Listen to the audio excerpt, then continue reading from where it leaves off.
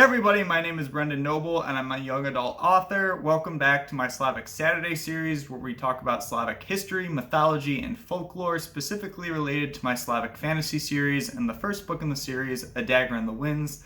This week we're taking a bit of a different turn. It's been a while since I've talked about different animals in Slavic mythology, but we're getting back to that.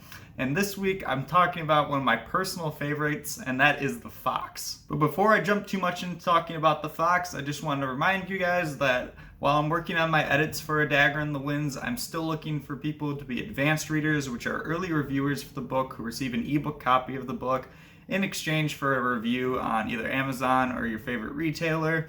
And if you want interested in that, be sure to check out the links in the description below. I'm also, if you'd like to be updated more about the books, you can check out the descriptions to join my newsletter in the links below as well. But now let's jump into talking about the fox. So the fox has always had a kind of fascinating role in mythology and folklore, not just in Slavic mythology, but in kind of world stories and tales. The fox has always been known as a creature that's very cunning. It's been known for its wit and its trickery. And this can mean it often gets placed as the antagonist in different stories because it uses this wit in many of the stories to cause problems, to steal from people, or to cause other mischief. But in Slavic myth, there's both this mix of the positive aspects of the fox as well as the kind of negative ones that appear elsewhere. And this kind of interesting mix is a fun dynamic that appears throughout both mythology and folklore on the Slavic side. On mythology specifically, when we look at the idea of a trickster in Slavic myth, your idea would instantly go to Veles, who is the god of the underworld, cattle, and the lowlands in Slavic myth. And he's a trickster because often he was known to steal things from Perun, who is his rival, the god of the sky. And he would steal things such as Perun's cattle, or even in stories he kidnapped his son Eurylo at a young age and raised him as his own child. And this trickery gained Veles a negative reputation at times if you just looked at Slavic mythology from the top level. But in fact, Veles is often considered one of the most beloved gods for the old Slavic pagans because of his protective aspects as well, and many of these trickery or dynamic aspects of him appear in both positive and negative contexts, which show this kind of mix that appears throughout Slavic mythology of things not often being just good or evil. And the fox is the same way with this trickery. Though the fox itself is not technically a symbol of Veles, it is a good connection, I think, that shows the themes that appear in both the gods of Slavic myth as well as the creatures. The fox, though, is connected to Veles' wife, who is named Dijavana or Divana, who is the goddess of the wilds and hunt. And she is kind of known throughout Slavic myth under the theme of a rebellion, a little bit of this trickery and wild aspect of her nature, where she's the daughter of Perun, who again is Veles' rival, and from a young age, she did not believe that Perun was running the three realms of Slavic mythology the correct way, and she revolted against Perun. But like the fox, she was not a powerhouse of her own, and she had to use trickery and wit in her revolution. She would transform into various different creatures throughout the way and throughout the battle as Perun beat her every time. And though she didn't win in the end, this connection to the fox is a fascinating one, and that it showing up as a symbol of Dijavana has continued throughout the studies of Slavic myth because of this. And because of this connection, both Dijavana and the fox appear as this kind of countermarker to the idea of the classic order of things and the way that they use wit and cunningness to try to counter the ideas of brute force and strength. In addition to mythology, the fox also shows up in many fairy tales in Slavic culture. One of them, and the most famous perhaps, is the story of Kalabhak, which is a story based out of Ukraine but has many different regional variants, including in Poland, Serbia, and the Czech Republic. If you're looking for the names for those specific regions, you can check out the full article in the link below where I talk about some of those.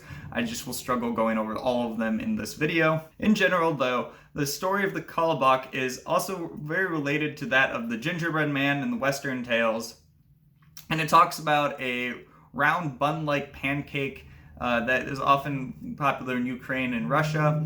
And the story of this thing coming to life and running away from the house of the woman and man that made the Kolobok, fleeing into the woods and trying to escape the various animals and creatures that it encounters along the way. And each time Kolobok encounters an animal, he sings a song to try to distract them and then escape. The song goes like this: I was scraped from the flower box and swept from the bin, and baked in the oven and cooked on the sill. I ran away from Grandpa, I ran away from Grandma, and I'll run away from you, this minute I will.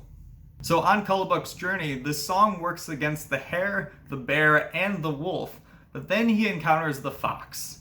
And the fox listens to his song and then gives him an applause and tells the Kolobok that he should continue singing, but he can't hear the Kolobok well enough, so he should jump into the fox's mouth so he can hear him better. Kolobok follows, and the second he jumps into his mouth and starts singing again, the fox eats him. And while this might sound of a tale, again, of the fox potentially sounding like an enemy, he almost seems like the smart one in the end because he is well fed and the other animals are not. And it again shows a little bit of this gray area of the fox of he doesn't have the strength of many of the other animals to survive, but his wit keeps him alive. And is that a bad thing or a good thing? And it kind of leaves it up for people to interpret by themselves. Another popular tale that is also called the similar thing in the Germanic tales, but is different in the Russian context, is The Wolf and the Fox. And this is a tale of a fox that is struggling to find food. It can't run around and catch the things that it needs to. But when a fisherman comes by and is carrying a large amount of fish along his cart, the fox gets an idea and sprints in front of the fisherman and pretends that it is dead. Using this trickery, the man looks at the fox, thinks it's dead, and takes it as a potential pelt for his wife's coat. But while the fox is laying on the back of this cart and the man is going along, the fox takes all of the fish off the back of the cart and eats them for itself. Then along comes the wolf. And the wolf, being tougher and bigger than the fox, threatens the fox, telling it that it needs to share some of the fish with the wolf. But the fox is still smart and cunning and tells the wolf that it'll show the wolf how to catch fish in the river. So it brings the wolf to the river and tells it to stick its tail in. And when the wolf sticks its tail into the river and waits for a long time, his tail eventually freezes because of how cold the river would get at night. And when this happens, the fox runs away from the wolf and then uses this time, and when the people come and discover the wolf in the river and start to beat him, the fox takes this opportunity to go into the people's houses and eat their chickens. And multiple times the story has been told, this trickery can continue or not, depending on the variations of the story. But in the end, either the fox goes off and continues to survive on its own, outwitting the wolf, or that his trickery eventually catches up to him when either the dog of the person protecting the people's house kills him, or that the wolf gets him. And there's different variations occur, but the themes of the story are the same, with the fox's trickery in order to stay alive against the threats of the wolf. So in each of these stories, we can learn some important themes through Slavic mythology and folklore about the fox and how it should relate to people's lives in general, because that's the point of folktales at large. And when it comes to the fox, I think the importance of it is it's talking about how wit and cunningness can be just as important, if not more powerful, than brawn and strength. But more important is how that wit is used in its context. If that wit is used to steal or harm, in the story of the wolf and the fox, for example, the fox can end up dying or ending poorly, and just as if someone misuses their smarts, they can also end poorly as well. In some ideas, Dijavana could also be thought of as misusing her power against her father's will, and in other contexts, it could be seen that she was using her cunningness to fight against oppression, depending on how you look at the story and the context around it. If you look at the story of Kalabhak, the fox is perhaps the antagonist, being the one mean enough to eat Kolobok when the other ones as well were. But in fact, the fox was just the smartest one and ended up fed. So there's both benefits and gains from this cunningness, but there's also potential downfalls that can be just as tragic. In my own stories, the fox will appear in multiple contexts, specifically related to the important role of Dijavana in the story and a few other characters that will be appearing later in the series. But the fox, like in Folklore, has its own strengths of wit and cunningness, but that speed and this cunningness can only go so far against creatures that are more powerful than it. And that's all I have for you guys today on the Slavic Saturday series.